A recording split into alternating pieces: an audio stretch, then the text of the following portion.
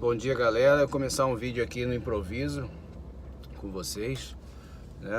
Esse projeto aí dessa aula, dessas dicas, né? Pré-prova aí para aula para o curso de vocês de biologia aí no curso técnico agropecuária. Bom, recapitulando aí o que a gente falou, né?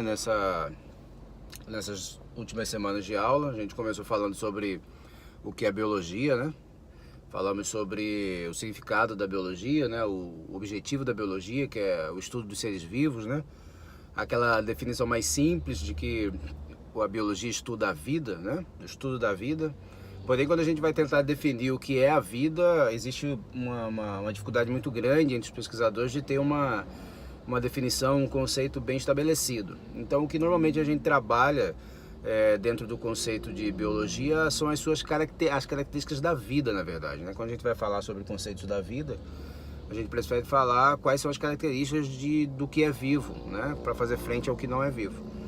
Então eu falei para vocês, por exemplo, sobre a composição química, né? Aquele famoso Chomps, que os organismos vivos são ricos em matéria orgânica, em especial com os elementos químicos carbono, hidrogênio, oxigênio, nitrogênio, fósforo e enxofre, né, para ajudar a formar as moléculas orgânicas.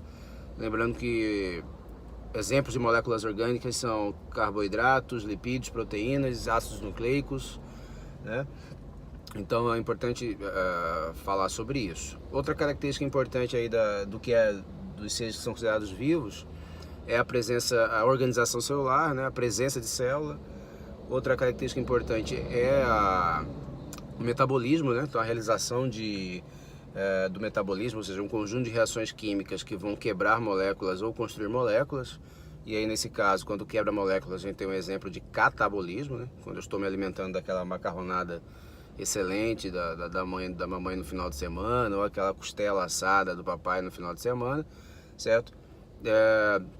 A gente tem um exemplo da degradação, da digestão dos alimentos, um exemplo ou até de queima de gordura, né? Quando a gente está praticando atividades físicas, gastando energia, a gente está executando o catabolismo. E quando a gente então está construindo energia, quando a gente está construindo moléculas que vão ajudar a nos manter, como a molécula de energia ATP, por exemplo, ou até mesmo quando a gente vai armazenando gordura ou crescendo, né, na estatura, construindo massa muscular, a gente tem um exemplo então de anabolismo, né? Outra característica importante que entra aí é a movimento e reação. Então a capacidade de se movimentar que os seres vivos possuem, a capacidade de reação, ou seja, de interagir com o ambiente, né, e reagir a ele, né? Isso aí é uma característica dos seres vivos.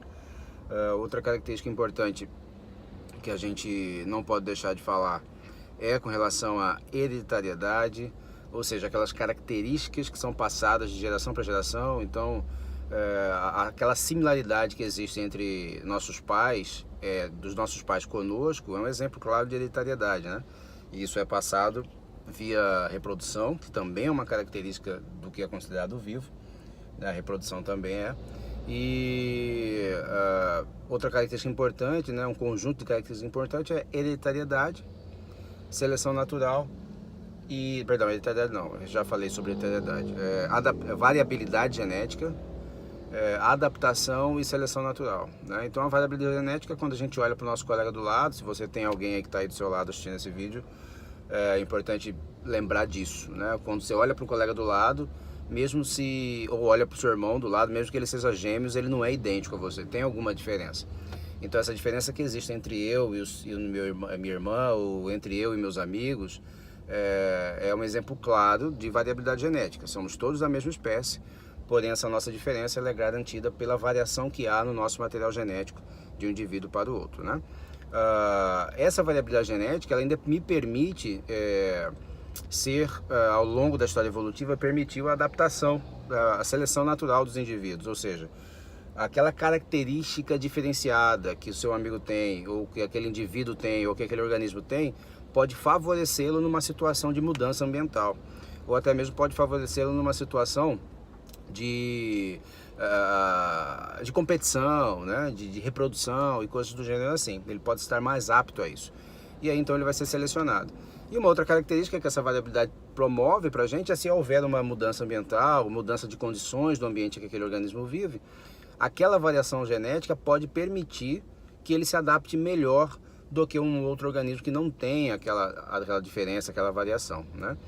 Então, galera, essas características que eu falei para vocês aqui de um modo geral, é importante consultar material biográfico, importante consultar livros e cadernos de anotação, são os exemplos de características de quem é vivo, né, dos organismos que são considerados vivos.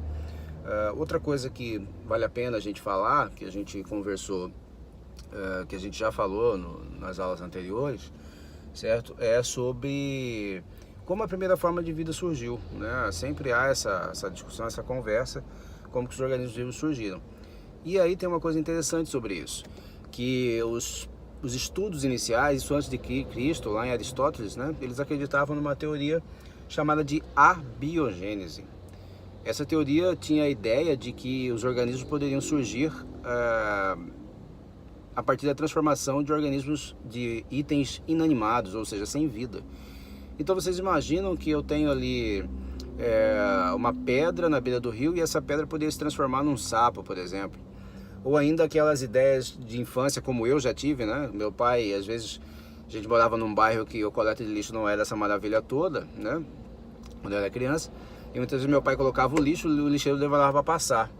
E aí quando você ia lá ver esse saco de lixo fedendo já e tirava esse saco de lixo do lugar, né, para rearrumar ele, tinham vários corpos brancos ali se mexendo, né? E eu achava que aqueles corozinhos ali, aquelas minhoquinhas, que na verdade são larvas de mosca, eram arroz que tinham criado vida, que estavam se movimentando. Então assim, a minha cabeça de criança, na minha cabeça de criança a biogênese era plenamente possível, né? Hoje a gente sabe que aquelas larvas que estão lá são larvas de mosca, né?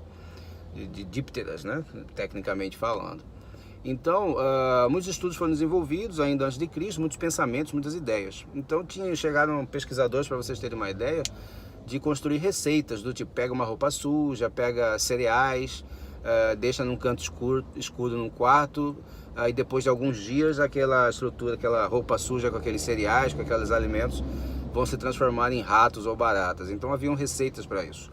O fato é que em algum momento da história, ali pelo século XVIII, entre o século XVII e XVIII, as pessoas, coincidentemente isso após o fim da Idade Média, né, considerada a Idade das Trevas, os pesquisadores voltaram à tona, né, voltaram a poder fazer suas pesquisas e questionar os conhecimentos da época. E aí, nessa época, os pesquisadores então começaram a questionar essa ideia da abiogênese, não acreditar mais nisso. E aí então teve um pesquisador chamado Francesco Redi que fez um experimento com aqueles potes com carne dentro, onde ele queria mostrar que larvas de mosca não podem surgir a partir da transformação da carne, né? E sim que para que as larvas de mosca surjam, é necessária a presença de moscas. Então por isso ele fez aquele experimento com os potes de carne, né, que vocês podem encontrar nos livros, na internet. Só digitar lá Francesco Redi, e aí vocês vão encontrar aquela figura emblemática e super característica dos livros didáticos.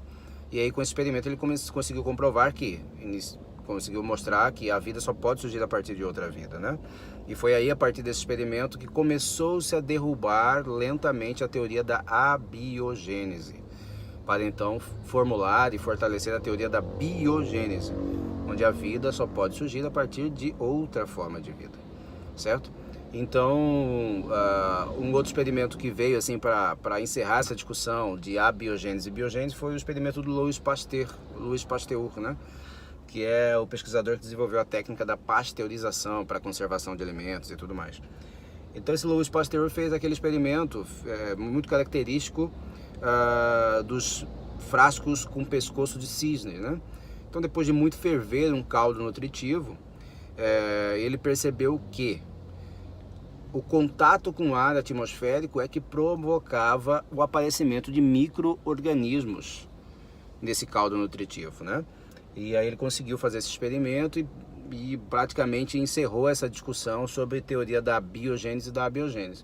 Hoje o que se acredita claramente é que a teoria da biogênese é a responsável, que justifica o surgimento da vida. Isso é inquestionável hoje, né, gente? Daí é tranquilo pra gente.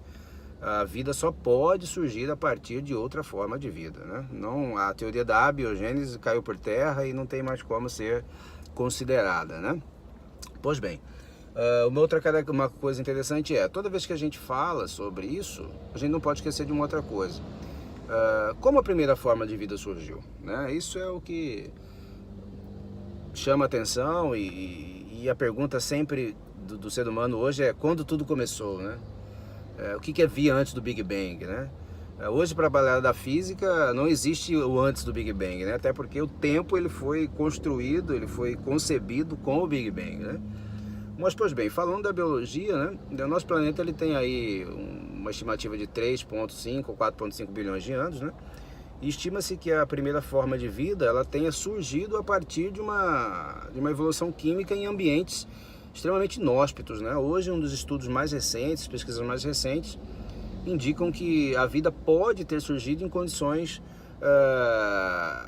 autotróficas, ou seja, os indivíduos teriam que produzir o seu próprio alimento a partir de rochas, a partir de compostos químicos inorgânicos, certo? E em especial por conta de recentemente ter encontrado organismos vivos vivendo próximo àquelas fontes termais no leito rochoso do oceano. Aquelas chaminés termais, hidrotermais, onde a água quente é liberada, né, no leito oceânico. Eles perceberam, por esses estudos, que foi possível encontrar micro-organismos vivendo nesse ambiente rico em enxofre e ferro, né, produzindo seu próprio alimento nesses ambientes de forma autotrófica. Então eles estimaram que se eu encontro organismos vivendo em condições extremamente inóspitas como estas, é muito possível que os primeiros seres vivos tenham surgido dessa forma, né? Vale dar uma pesquisada sobre a teoria da evolução química do Oparin Haldane, né? Acho que é importante dar uma olhada nisso. E olhar alguns sites também importantes, alguns canais importantes no YouTube, ele como Nerdologia, bem legal, Ponto Ciência, Ponto em Comum, então vale a pena. Então galera, esse aqui foi o primeiro vídeo do canal, uma sugestão, uma revisão aí do que a gente já viu em aula, nas últimas aulas, uma coisa rápida. Tá no improviso esse vídeo, porque eu tô no carro aqui na cidade, né, em Cuiabá. E a gente ao longo dos vídeos, dos próximos vídeos, a gente vai melhorando a edição dele, melhorando as condições.